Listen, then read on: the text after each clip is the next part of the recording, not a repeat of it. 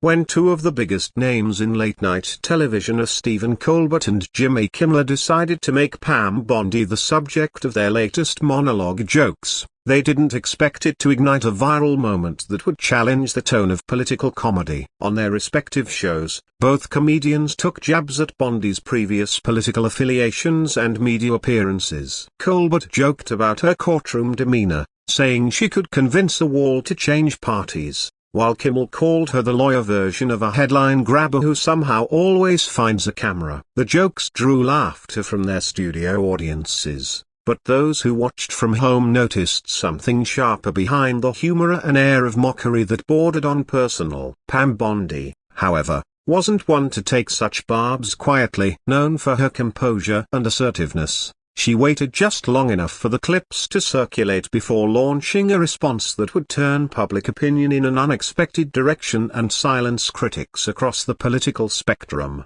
Pam Bondi's response didn't come through a late-night skit or a fiery tweet. Instead, she accepted an invitation to speak live on a national news platform, where she calmly addressed the remarks. With measured tone and grace, she opened by saying, "When comedians aim at public figures, it's expected. But when the punchlines lose their wit and become smears, we need to call that out." Her words cut deeper than any joke. Without raising her voice or resorting to counter-insults, she challenged the foundation of their comedy. She pointed out the double standards in how media treats women in power, asking rhetorically, "Would I be the butt of the joke if I were from another party?" Bondi's poise, clarity, and directness caught audiences off guard. Within minutes, her clip began trending. Social media exploded with reactions, many expressing surprise at her strong but respectful delivery. She hadn't attacked anyone, yet the weight of her message felt heavier than any insult. Her response ignited debates not just about comedy, but about civility in political discourse. Bondi highlighted how late-night shows, which once challenged institutional power with humor, now often seemed to ridicule ideological opponents without balance. "It's no longer about truth," she said, "it's about getting applause for easy targets." Her statements drew attention from both supporters and skeptics alike. Political pundits who previously criticized her found themselves acknowledging the strength of her rebuttal. More importantly, audiences began reflecting on their own tolerance for mockery disguised as comedy. The moment shifted the conversation from partisan critique to cultural introspection. Online forums lit up with discussions asking whether comedians had a responsibility to be fair, or if the line between humor and hostility had grown too thin. Bondi, whether intentionally or not, had triggered a national reckoning over the ethics of political entertainment. In the days that followed, Bondi's clip was analyzed and praised across platforms. Editorials called her response a lesson in dignified dissent,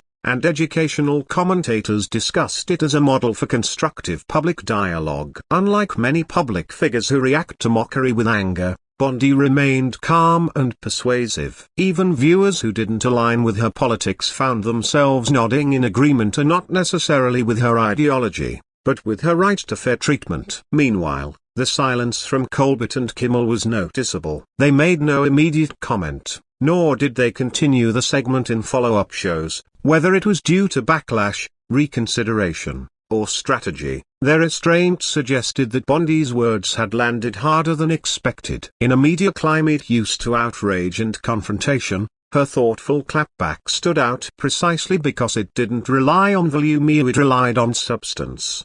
The tide began to turn when Colbert, known for his quick wit and unapologetic political commentary, briefly acknowledged the controversy during a later episode. With a half-smile, he said, "Sometimes the best punchline is the one you never deliver." It wasn't quite an apology, but it carried the weight of awareness. Kimmel followed suit with a subtle nod, stating, "Public figures hit back, and sometimes they do it better than we expect." These subdued remarks confirmed that Bondi's response had made an impact not just publicly, but personally. The shift wasn't only in their tone, it was in the audience's reaction too. Viewers, many of whom had laughed days earlier, were now questioning whether the jokes had gone too far. Bondi's message resonated not because it was sensational, but because it was grounded. She reminded the public that disagreement doesn't have to be disrespectful, and that power can be met with principle. From there, Bondi's influence extended beyond that single moment. Thought leaders, educators,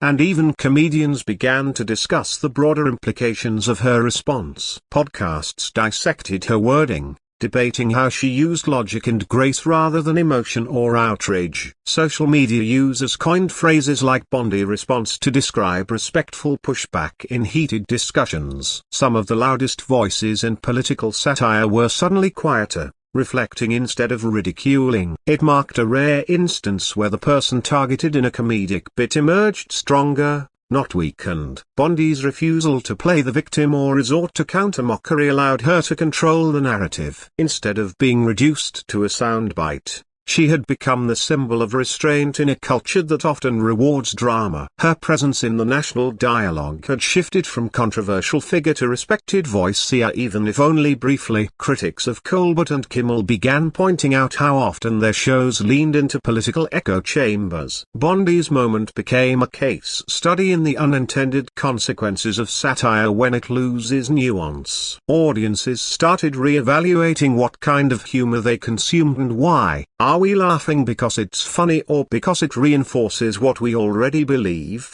Became a common question on social threads. At the same time, Bondi remained measured in her public appearances. She declined opportunities to escalate the conflict or use it as a political springboard. Instead, she focused on broader themes of media fairness, gender treatment in comedy, and respectful dissent. Her restraint became her strength, and her silence in the face of escalating media attention only amplified her message. She wasn't trying to be a media hero, she simply refused to be anyone's caricature. As momentum continued, even those in the comedy world began acknowledging the shift. A few comedians tweeted support for more balanced humor. Comedy has to punch up, not sideways, one posted, hinting at the controversy without naming names. Meanwhile, talk shows slowly began adjusting tone, not drastically, but noticeably. Punchlines became more careful, and monologues added nuance. The industry had been reminded that even the most seasoned comedians are subject to accountability, not through censorship, but through public reason. Bondi had become the unlikely protagonist in a cultural shift, not by being loud, but by being firm. And as her moment continued to ripple across industries, it became clear that the real takeaway wasn't just about here but about how we choose to engage when we're targeted or misunderstood in the public sphere.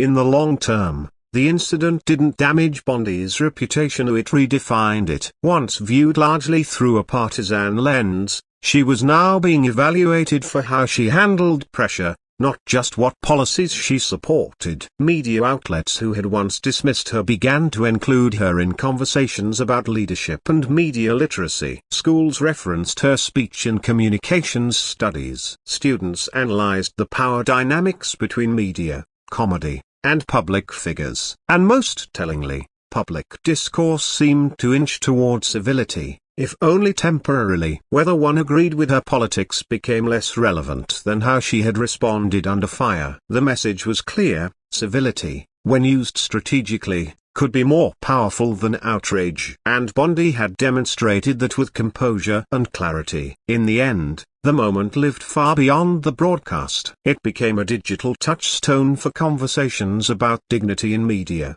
boundaries in humor, and strength in silence. Colbert and Kimmel went back to their routines, but the echo of that week remained in the cultural atmosphere. Bondi, without yelling, without dramatizing, had reminded a divided country that words matter, and so does the way we use them. Her clapback, unexpected and undeniable, had shifted the balance, not with force, but with elegance. In a world that moves fast and forgets faster, Pam Bondi had left a lasting impression, and not because she was louder, but because she was wiser in the moment it counted most.